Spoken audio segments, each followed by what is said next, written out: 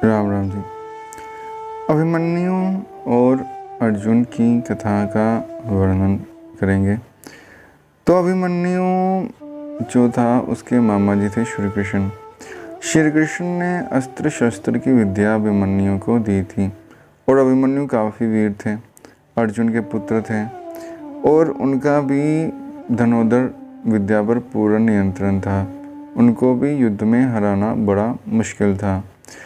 तो जब युद्ध हुआ तब कौरव पक्ष में जो थे भीष्म थे, द्रोणाचार्य थे या जो थे कर्ण थे, कृपाचार्य थे, वो भी अभिमन्यु का सामना करने से कतराते थे। अभिमन्यु जब सामने होते थे तो वो उनको युद्ध में पूरी टक्कर देते थे। और जब भीष्म पितामह जी घायल हो गए और द्रोणाचार्य जी सेनापति थे, तब महारथी जो हैं अश्वत्थामा हैं, द्रोणाचार्य, कृपाचार्य, दुर्योधन, उन सब ने मिलकर अभिमन्यु का वध किया था। और देखिए कि अभिमन्यु के पिता एक इतने बड़े वीर पुरुष अर्जुन और अभिमन्यु के मामा जी स्वयं भगवान श्री कृष्ण, उनकी मृत्यु भी अर्जुन या श्री कृष्ण टाल नहीं सके। तो अगर उस आने वाले काल को श्री कृष्ण भी बदल नहीं सके तो आपको क्या लगता है कि ये जो ज्योतिषी हैं जिनके चक्रों में आप पड़े हुए हो, या मियाँ मीर बाबा जी हैं जिनके पोस्टर जो हैं बसों पर आम दिखाई देते हैं, ट्रेनों में दिखाई देते हैं, वो आपके दुखों को, आपकी मृत्यु को हटा देंगे? जो दुख सुख हैं वो तो भोगने ही पड़ते हैं, भोगे बिन भागे नहीं। लेकिन परमात्मा का नाम जपने से आपको ये ज्ञान हो जाता है कि ये दुख सुख जो हैं वो आते जाते रहते हैं। इन दुखों को अपने मन पर हावी नहीं होने देना। तो दुख आ गया, अगर उस दुख के बारे में आप सोचते ही नहीं हो, आपका मन जो है स्वतंत्र रहता है, भार मुक्त रहता है, आप कहते हो चलो जो नुकसान होना था हो गया, तब वो दुख भी परेशान हो जाता है कि ये है कैसा बंदा कि ये इतने बड़े दुख में भी विचलित नहीं हो रहा। बस ये दृष्टिकोण भक्ति हमें देती है। हमें ये पता लग जाता है कि सब लीला हो रही है, कोई काहू को नहीं, सब देखे ढोल बजाए। गुरबानी का पवित्र शब्द है कि ढोल बजा के ललकार के सबको देख लिया है, अच्छी तरह से टटोल लिया है, कोई किसी का नहीं है यहाँ पे, सब अपने अपने लिए जीते हैं, सब स्वार्थ के संबंध हैं, कोई किसी का नहीं है। तो जो अभिमन्यु मरने लगा तब सब शोकातुर हो गए और जब उसके प्राण चले गए, अर्जुन को पता लगा, अर्जुन आए अभिमन्यु की लाश के पास तो बड़े दुखी हुए। तो उनको तो पता था युद्ध से पहले जो अपना विश्व रूप था कृष्ण जी दिखा चुके थे। तो उन्होंने कृष्ण जी को कहा कि आप तो स्वयं परमात्मा हैं, परमेश्वर हैं, मेरे पुत्र को जीवित कर सकते हैं। तो श्री कृष्ण ने तो युद्ध शुरू होने से पहले ही अर्जुन को गीता सुनाई थी, गीता का ज्ञान दिया था। लेकिन देखिए ये संसारिक मोह ममता कितनी गहरी होती हैं कि गीता का ज्ञान रखने वाले अर्जुन भी इस मोह में पड़कर रोने लगे और श्री कृष्ण से आग्रह करने लगे अपने पुत्र को जीवित करने के लिए। तो श्री कृष्ण ने बहुत समझाया कि इसकी प्रारब्ध इतनी ही थी, इसका जो समय था समाप्त हो गया, अब ये जहाँ से आया था उसको वहीं जाने दो।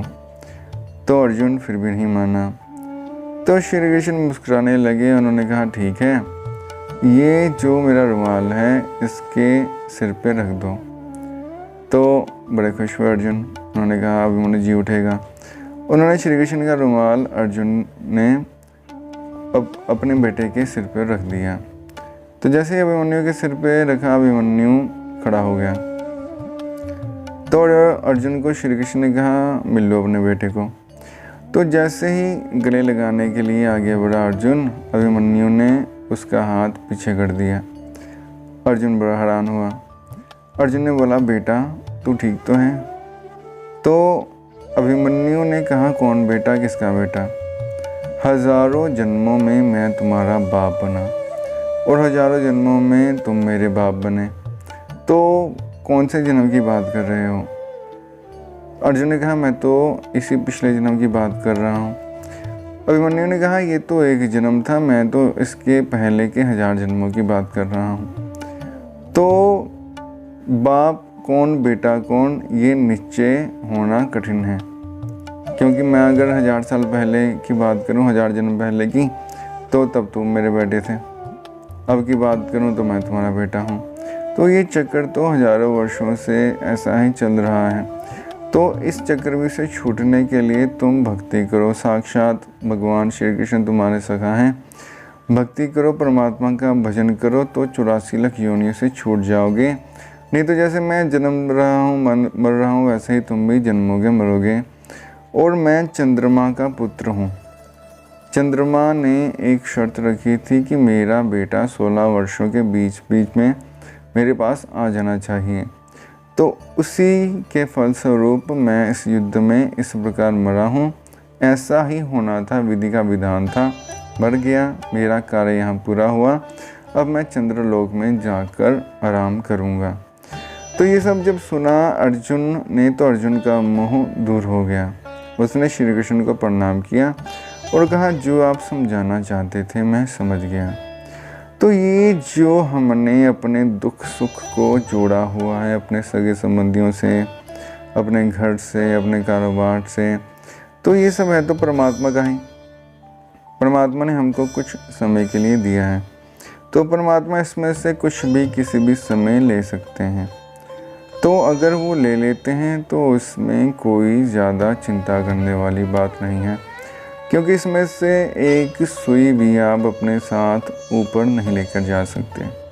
सब यहीं छोड़कर जाना पड़ेगा। नांगे आए थे, नांगे जाएंगे। तो इसलिए किसी बात की चिंता करने की ज़रूरत नहीं है। कितना भी बड़े से बड़ा नुकसान हो गया है, कुछ भी बड़े से बड़ा घाटा पड़ गया है, या जीवन में कोई भी उतार चढ़ाव आ गया है, सब क्षणिक हैं, आकर चले जाएंगे। कुछ भी हमेशा नहीं रहेगा।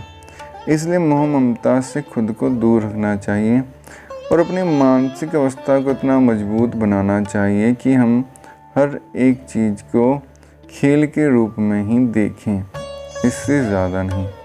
धन्यवाद।